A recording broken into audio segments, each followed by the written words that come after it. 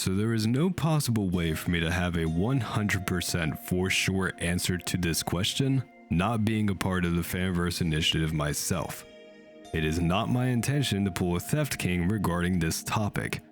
However, just as an outside observer looking at this list of games that are meant to be a part of this initiative, from my point of view, this doesn't really look good.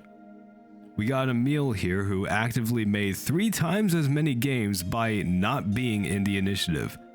After this initiative, we got a shiny new Game Jolt page that has had no activity for about 3 years, which is kind of crazy considering that it's a sister location inspired game still using the Click Team engine. So not exactly anything intense and not something that I would think would take multiple years to develop. Also, the Candies for trailer that was listed in the page was an April Fool's joke, so probably a safe bet that this just got abandoned. Why? Well, probably because he's programming the next game that we'll look at instead of working on his own game, so we'll go ahead and cross this one off the list. Popgoes Evergreen by Kane Carter, who managed to release everything except the fucking game, with U2's plushies and pins, desktop and mobile wallpapers, and games that aren't evergreen. Featuring Dalco streams, fan art, and sticker showcases, despite working on the game before the initiative was announced. While it does look like that Kane is still actively working on the game, so at least it's not a situation where he's actively just not working on the game, I can't help but remain skeptical if the final product will reflect 5 years of work. No, you guys are, of course, not magicians, but y'all have been at this for a while. As I said, I can't help but remain skeptical.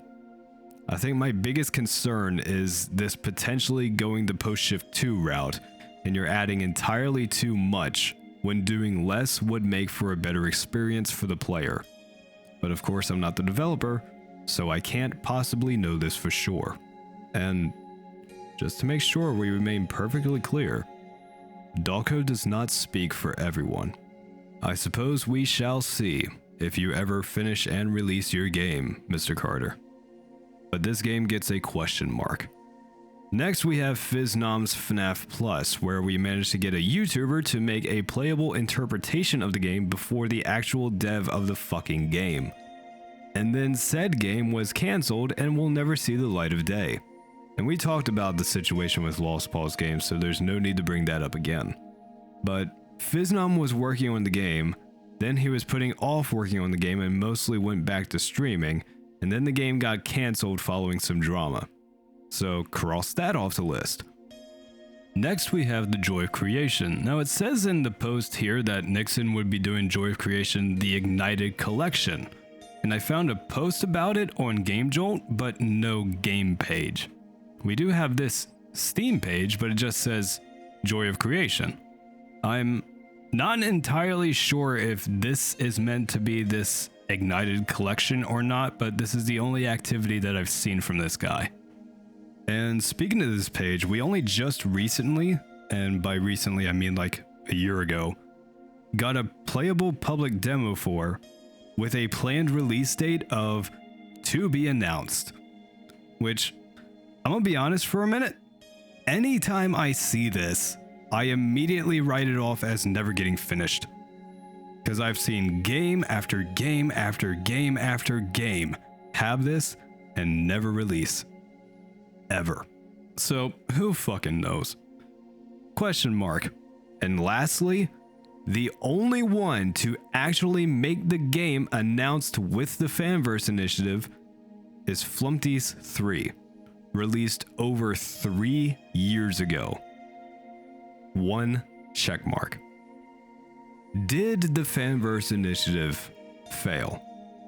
No, I won't say that it failed, but from an outsider's perspective, this is a pretty abysmal track record.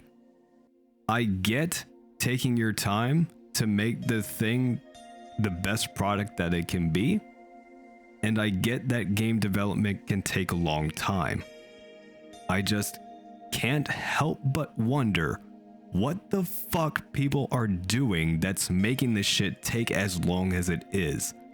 What with Mob Entertainment shelling out Poppy Playtime chapters every year or so, another YouTuber starting his game dev career with a 1-week fan game challenge, then throwing out his own mascot horror game in a 1-year time frame with fairly decent graphics and animations, Ferris and Geppo pumping out the Garten of Banban games a couple months apart, and this most recent one taking the most time in between the games, and that's ignoring the actual Five Nights at Freddy's development cycle. Lost Paul managing to make FNAF Plus restored from version 1 to the last version that was publicly released in about 8 months total. So what the hell are you guys doing? It forces one to wonder. And after 5 years, I know that I at least would be expecting more substantial results by now. You want to know something crazy? The Fanverse initiative was announced August 21st, 2020. There is an extremely popular horror game on Steam right now that you can play with friends and has VR support, plus multiple updates including but not limited to complete redesigns of textures and mechanics, bug fixes, optimizations, graphics overhauls, and even just recently a complete redesign of one of the previous maps. And while still listed as an early access game, it is very easy to see how much progress has been made within these 5 years. You want to know when this game was released? Close to 1 goddamn month after the initiative was announced. So, again, I'm not going to say that it failed, and obviously we on the outside don't know what's happening internally, right? Please take everything that I said as nothing more than what it is, purely speculation from an outsider's perspective. We can't possibly know all the details that Kane or Emil know, but I also don't think anyone can be blamed for thinking that everyone just gave up. This is Bowie, and thank you for listening to my TED Talk. Look, I know that games have been released as part of the initiative, but the point is that none of them are the ones that were brought to the forefront when this thing was announced. None of the games that are out as part of the initiative are the ones that were announced with the initiative's announcement. And look, I'm just saying, when the only one to make a game out of this list since it was announced is the fucking pedo, that's not a good look.